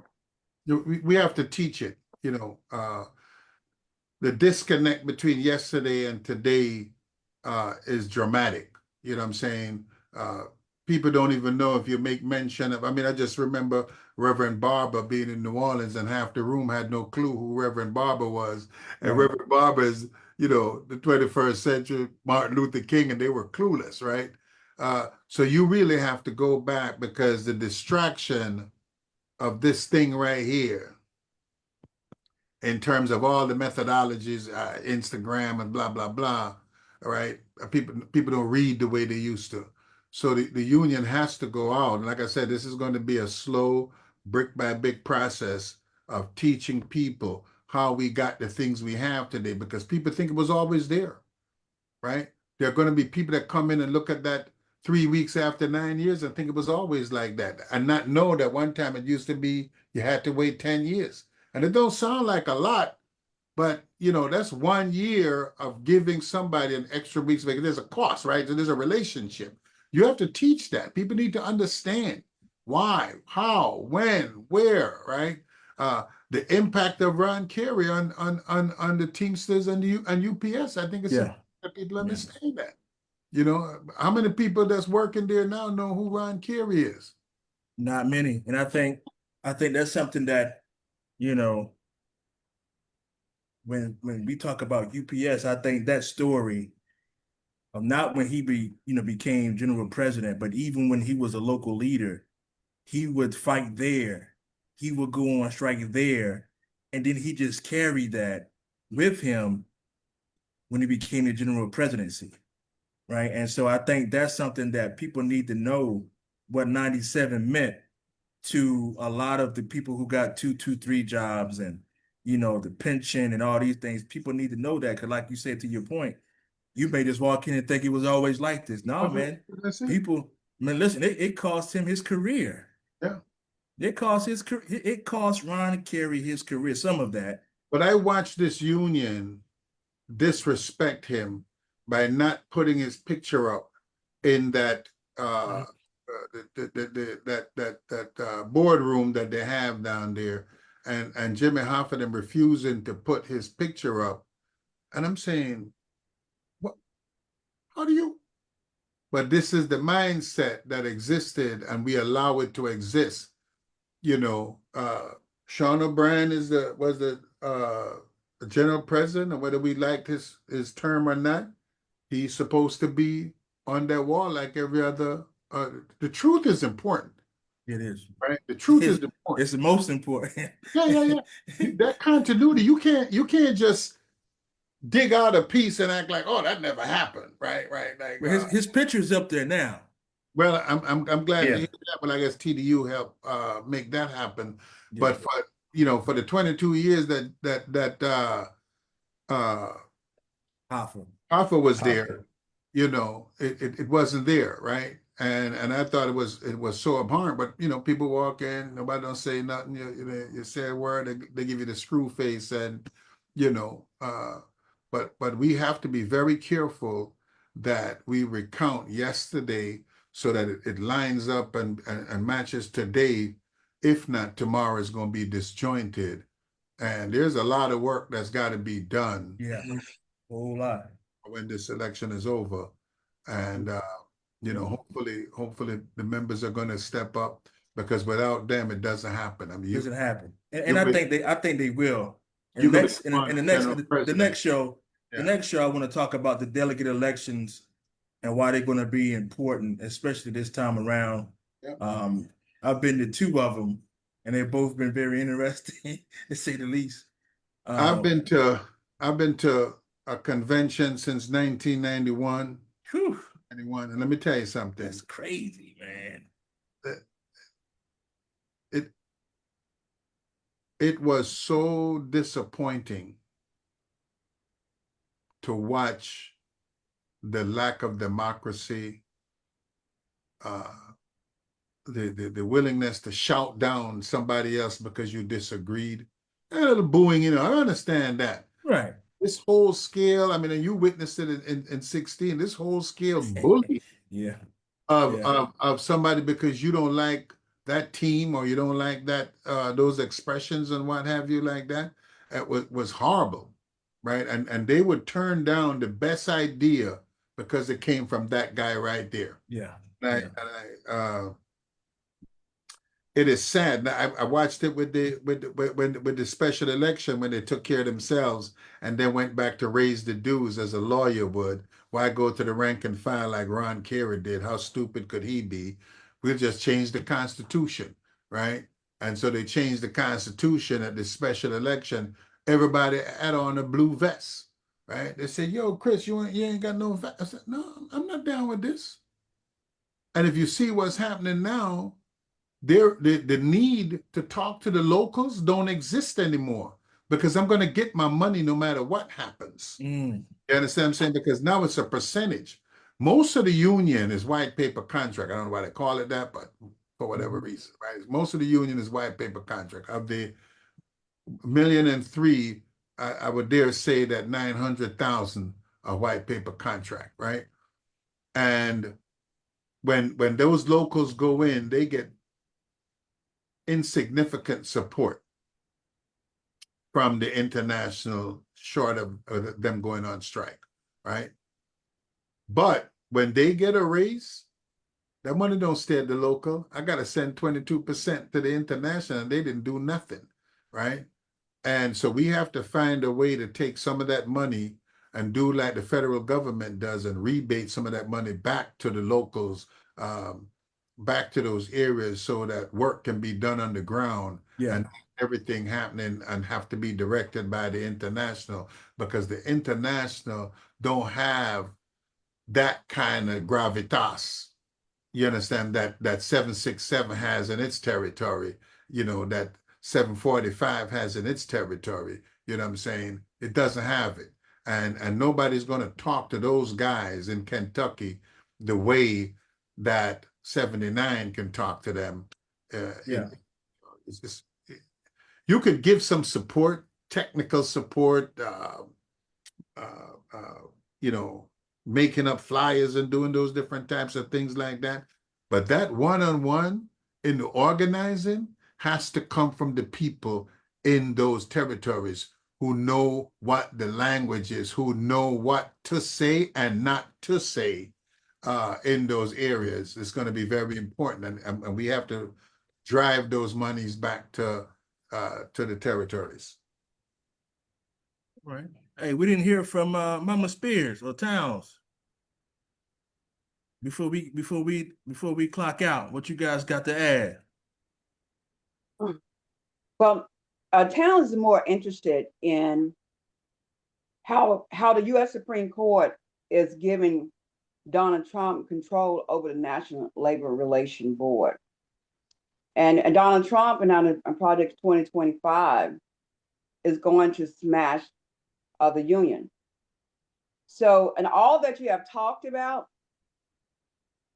is not going to really matter on a larger scale if the U.S. Supreme Court does what it has signaled it is going to do. That is my interest. I did submit a comment about and having pushing forward a no confident vote against a business agent. I would like to get some feedback from you all and on what you think about that, and have you ever seen it done in Teamster before? I think it's important to do so that we can start, so that the rank and file can start getting rid of some heavyweights and that just hanging around and not doing the work and that need to be done. It's time to clean house, and so that people can get the services that they pay for. Well, I never heard of a vote of no confidence for a BA, Chris. You've been around a long time. I don't know. You might have heard about that. I'm gonna, because you said a couple of things.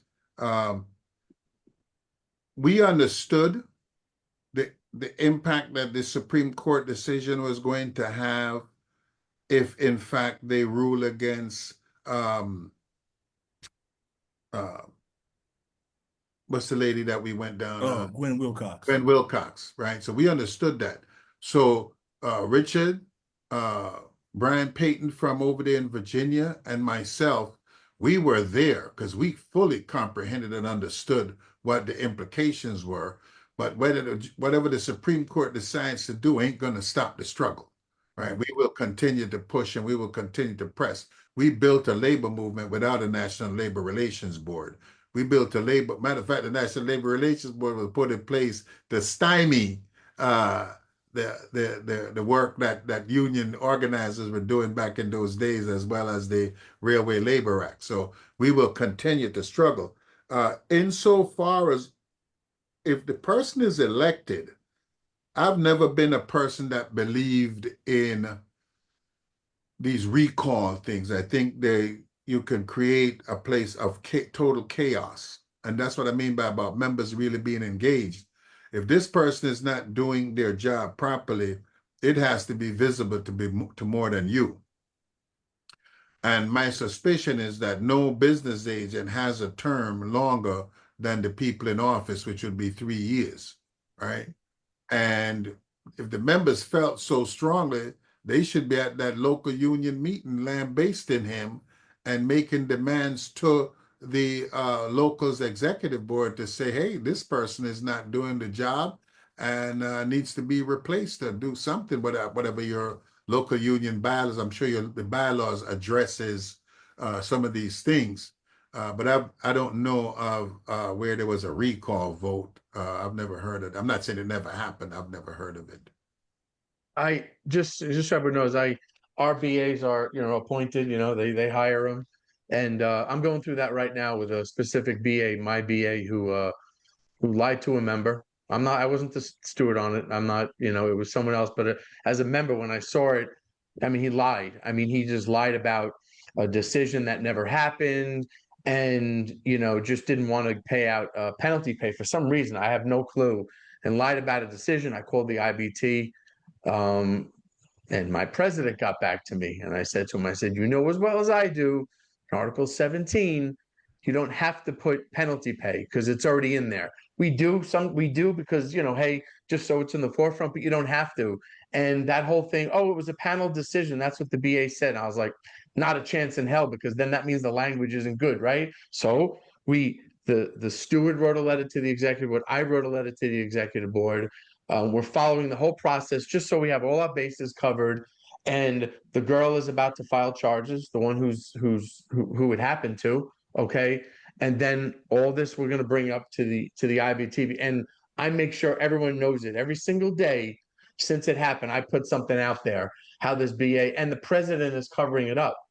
He's covering it up, and guess what? The bylaws say, and every bylaws, basically, if you're not doing your job to when a member comes to you with a problem, then you're at risk also for your job, and it's so bad that he's covering it up for this guy, but every day I put out something, and more members are starting to speak up about it. And I think you have to do it that way. And then maybe you can get something, go to change.org and start a petition. So as a matter of fact, that's what I did. So, I'm not going to stop. I don't see any reason why I would stop. I'm going to keep making sure, because guess what? If he did this to this girl, what do you think? And by the way, thousands and thousands of dollars she lost so far.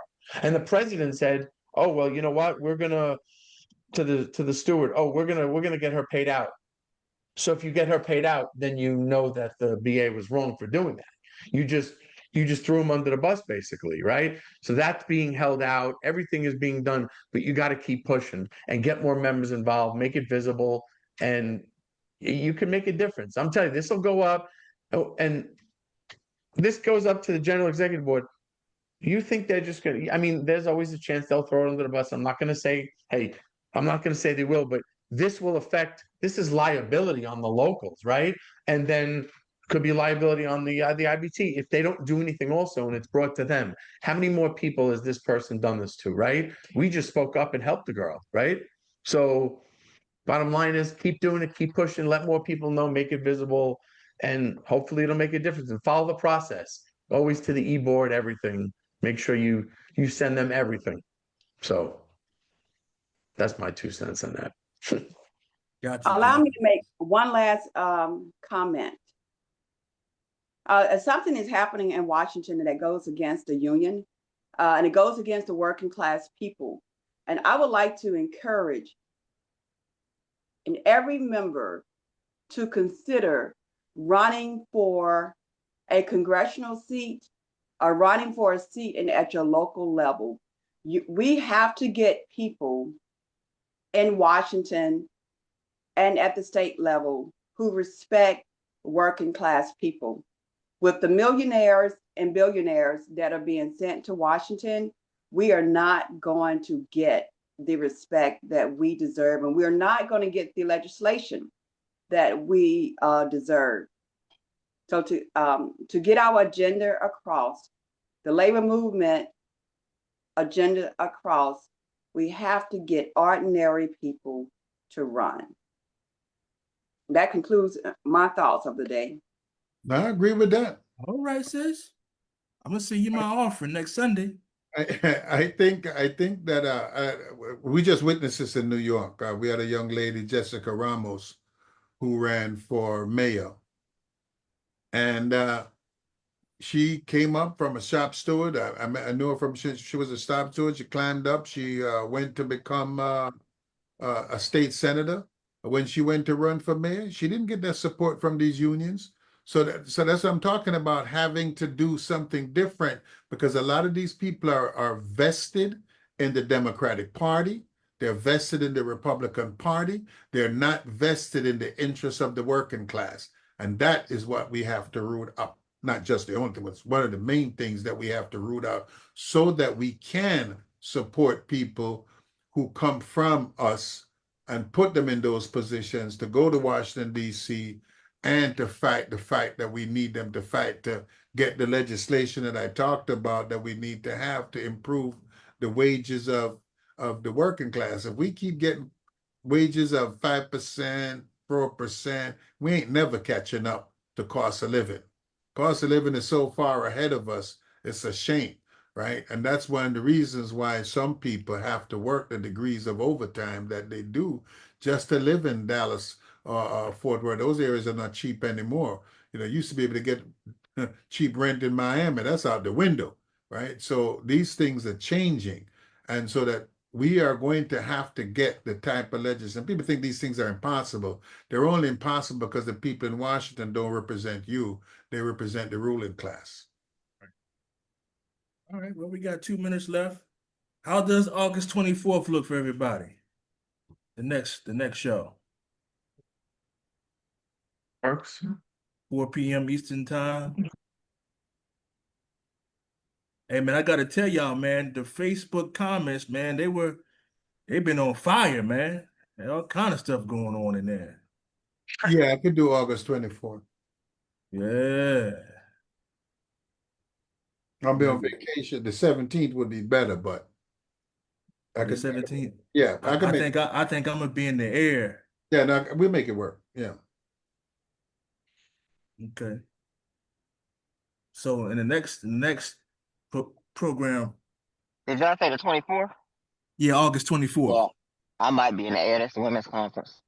Oh man, You yeah. know what? I won't be in the air by then. I'm sure. I always take early flight, so Okay. yeah. All But right. it'll be in Canada, so you know. Got you. Yeah, the next show I want to start talking about these delegate elections and trying to get people to understand, you know, why it's important, especially now when we're talking about getting rid of fear, open bargaining, you know, making sure that every election within the union, as far as officers are concerned, rank and file elections. Also, we want to do some things with the grievance procedure at UPS and start talking about this antiquated grievance procedure. It's got to change. The it may have worked.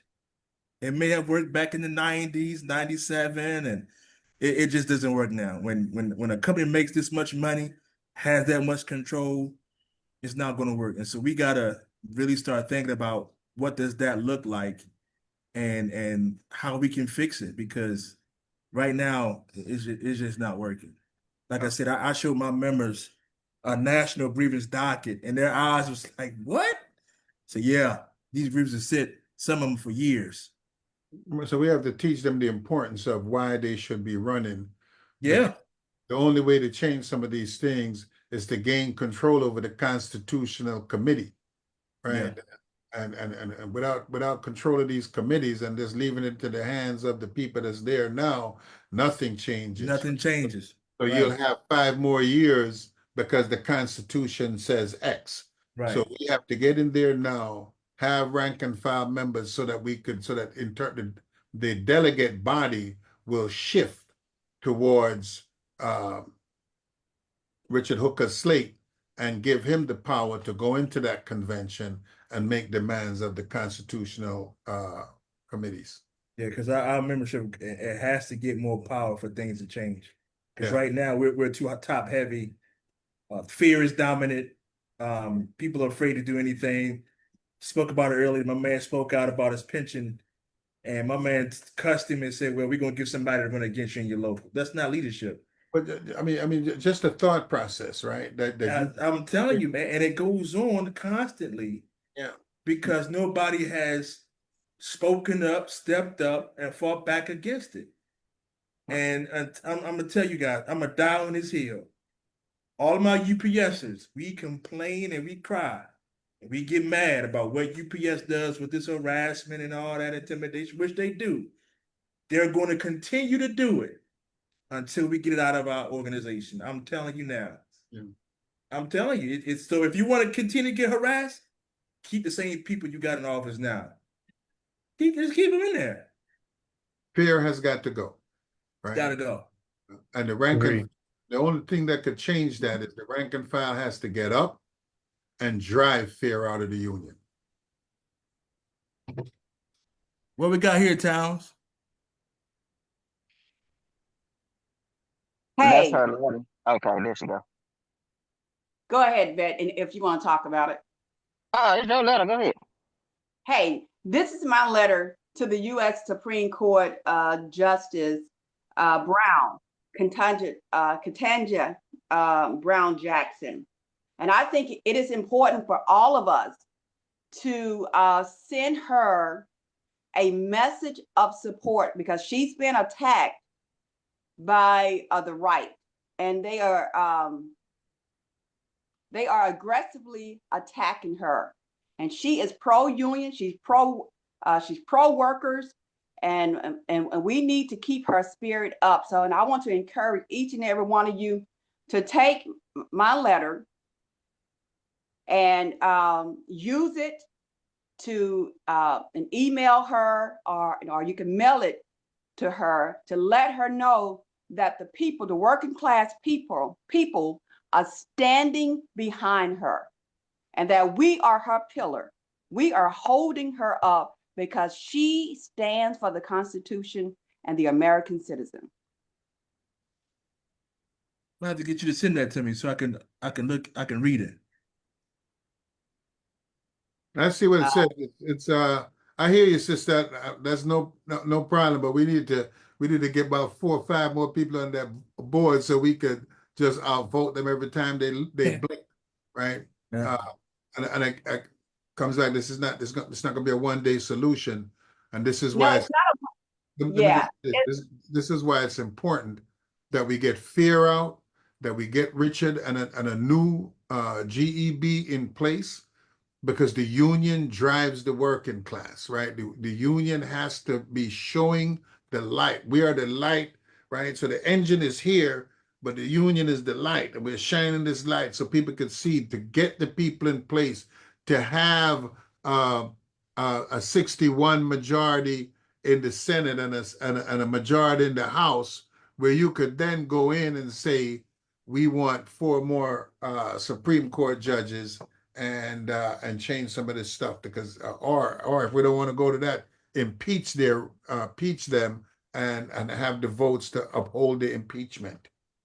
Yeah, well, the judicial system, the union may be the engine, but the judicial system is one of the carts that help to push that engine. Yeah. And the union success and viability has come from in the past has come from the court. So let us not ignore that. And we do not need our justices to fall victim to the pressure of billionaires, CEOs, and etc.